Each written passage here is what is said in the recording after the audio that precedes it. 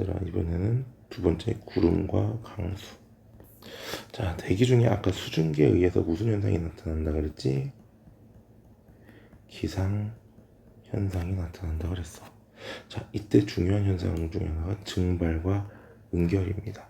증발이라는 건 물이 수증기가 되는, 즉 상태 변화로 따지면 기화되는 현상인데, 특징이라 하면 표면에서만 일어나는 기화 현상이야. 반면에 응결은 수증기가 물로 맺히는 현상. 요거는 반대로 기체가 액체가 되는 거니까 액화가 되겠지. 됐습니까? 각각의 얘들은 여러분들이 읽어보면 충분히 알만한 내용이고요. 자, 첫 번째 요 가 같은 경우는 어때? 나가는 게 하나, 둘, 셋, 넷, 들어오는 게 두 개. 즉 증발이 어떻더라?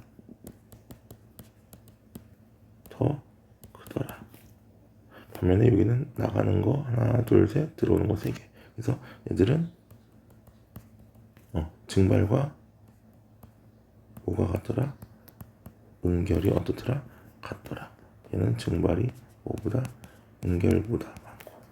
자, 이런 식으로 증발이 더 많이 일어날 수 있는 상태, 즉 수증기를 더 포함할 수 있는 상태를 우리가 불포화 상태라고 불러주고, 반면에 증발과 응결량이 같은, 즉 더 이상 수증기를 포함할 수 없는 상태, 즉 수증기가 최대로 포함되어 있는 상태를 우리가 포화 상태라고 불러주고, 포화 상태.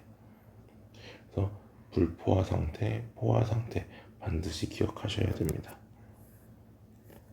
이때 문제는 뭐냐면, 자, 포화 상태의 공기 1kg에 들어있는 수증기의 양을 우리는 포화 수증기량이라고 불러. 공기 1kg에 들어있는 수증기의 그램수야, 그램수. 그래서 단위는 그램 퍼 킬로그램의 단위를 사용한다. 알겠습니까? 그램 퍼 킬로그램. 자, 그런데 문제는 이 포화 수증기량은 일정하지 않고 어떻더라? 기온에 따라서 변하더라. 즉 기온이 높을수록 포화 수증기량이 더 어떻게 된다? 많아지더라라는 거지. 그러니까 더 온도가 높을수록 수증기가 더 많이 들어갈 수 있더라라는 거야. 맞나요? 자, 그래서 포화 수증기량과 현재 수증기량을 가지고 우리가 포화 상태를 판단할 수 있는데, 자, 요 그래프 해석은 너무너무나도 중요합니다. 이 시험에 안 나올래야 안 나올 수가 없는 그래프야. 그래서 잘 봐두셔야 돼요. 자, 이렇게 포화 수증기량 곡선이 나타나고 있어요.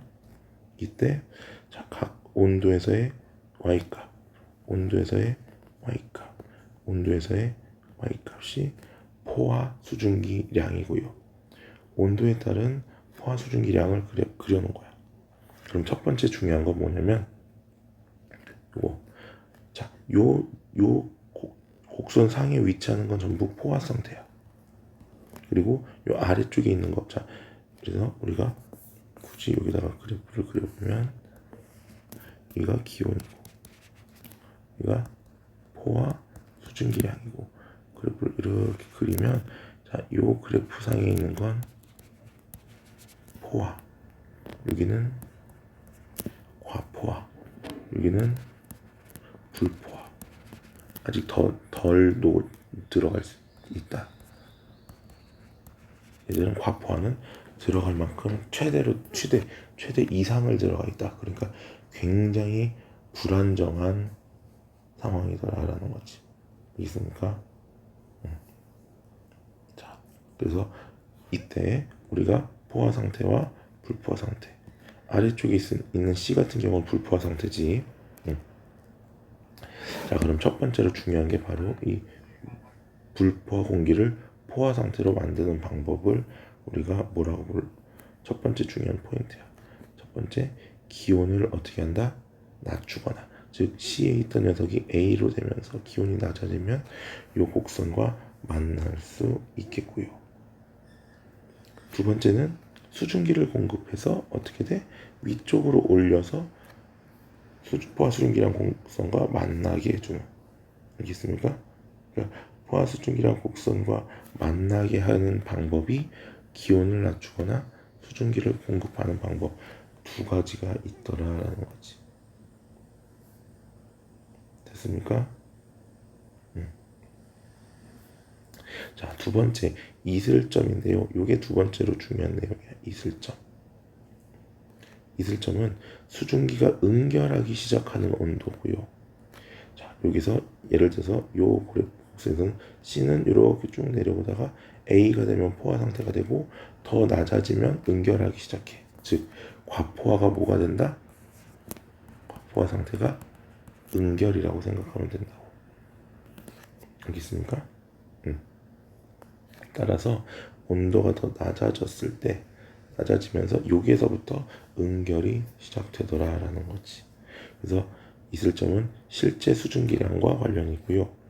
실제 수증기량이 어떨수록 이렇게 생각하면 됩니다.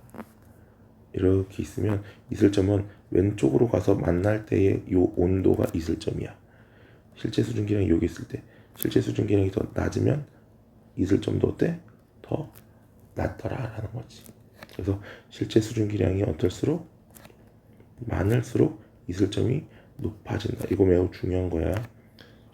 현재 기온이랑 상관이 있다 없다. 기온과 관계 없더라라는 거. 이때 이슬점은요. 포화 상태가 될 때의 온도, 즉 어떻게 왼쪽으로 가서 만나는 지점의 온도를 찾으면 된다라는 거지. 맞습니까? 자, 그래서 수증기의 응결이 시작되는 온도, 그리고 냉각될 때 포함 수증기랑 곡선과 만나는 점의 온도. 자, 그러니까 뭐야? 왼쪽으로 가서 이렇게 가서 내려왔을 때 요 온도를 찾으면 된다는 거야. 이슬점 반드시 찾아야 됩니다. 자, 이슬점에서의 포화 수증기량은요. 뭐하고 같다? 실제 수증기량. 이슬점 여기서의 포화 수증기량이라는 건 여기의 수증기량이고, 그 다음에 현재 수증기량은 요만큼이니까 얘네 둘은 어떻더라? 같더라. 그래서 이슬점의 포화 수증기량과 현재 수증기량은 어떻다? 같다라는 거. 알겠습니까? 그 다음에 응결량, 이것도 중요하지. 냉각되어 응결이 되는 물의 양을 얘기하는 거고요. 자, 불포화 상태인 녀석을 냉각을 시키면 A' 즉 20도씨에서는 이슬점에 도달하고, 더 냉각을 시키면 10도씨의 포화 수증기량 7.6을 빼주면 요만큼은 뭐가 된다? 응결이 되더라라는 거지. 맞나요?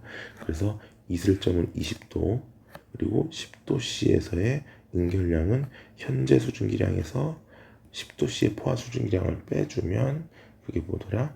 응결량이 된다라는 거고. 문제는 이 응결량은 공기 1kg일 때, 만약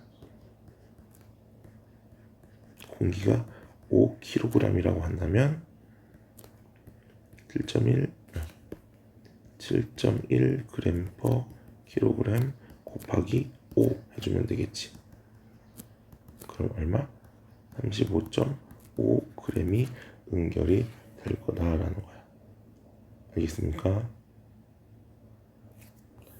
됐죠? 자, 여기도 캡처를 할 거고요. 그 다음 두 번째는 상대 습도.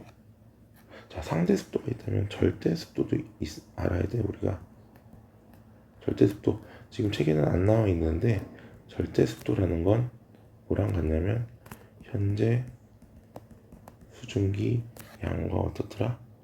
같더라라는 거지. 현재 수증기량. 알겠습니까? 자, 상대 습도라는 건 뭐더라?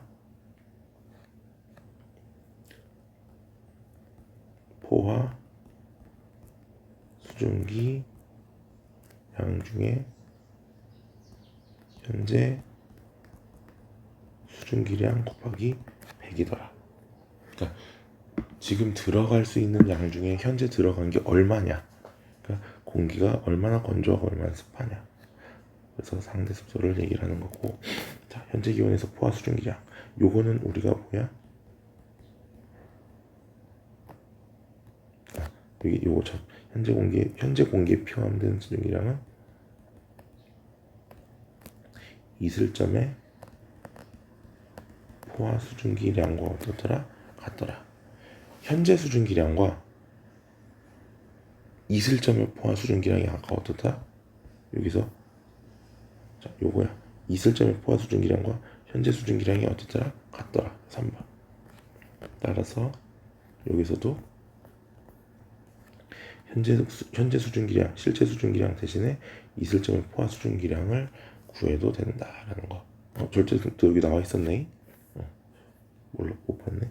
자, 그래서 지금 A 같은 경우는 현재 포화 수증기량이 얼마? 20. 현재 수증기량 10.6. 따라서 20분의 10.6 곱하기 100해서 53%가 나오더라라는 거. 자, 상대 습도 100%인 경우는 포화 상태일 때, 실제 수증기량과 포화 수증기량이 같을 때, 현재 기온과 이슬점이 같을 때, 그리고 포화 수증기량 곡선상에 위치하고 있었을 때. 알겠습니까? 포화 수증기량 곡선상에 위치한다는 건 포화 상태랑 똑같은 거야. 자, 그러면 이 상대 습도는 첫 번째 수증기량과 기온의 영향을 받는데, 수증기량이 많을수록 상대 습도가 높아질 거고, 기온은 낮을수록, 왜? 포화 수증기량 분모가 작아야 되니까 낮을수록 습도가 높아진다. 요거야. 요거랑 요거 비교하면 기온은 같은데 수증기량이 나가 더 크기 때문에 습도도 지금 나가 더 크더라. 얘네 비교하면 수증기량은 같은데 기온이 누가 더 커? 라가 더 크더라. 그러면 포화 수증기량은 다가 더 크겠지. 맞습니까? 자, 그래서 실제 수증기량이 증가하면 상대 습도 증가, 실제 수증기량이 감소하면 상대 습도 감소, 기온이 높아지면 포화 수증기량이 증가해서 상대 습도 감소, 기온이 낮아지면 포화 수증기량 감소해서 상대 습도 증가. 그러니까 더울 때가 더 수증기가 많이 들어갈 수 있더라. 자, 그래서 이거야. 기온과 습도는 어떻더라? 서로 반대의 역할을. 기온이 높아지면 습도는 낮아지더라. 그래서 이 그래프를 봤을 때 우리가 기온이 새벽 6시 해 뜨기 전까지 기온이 이게 기온이죠.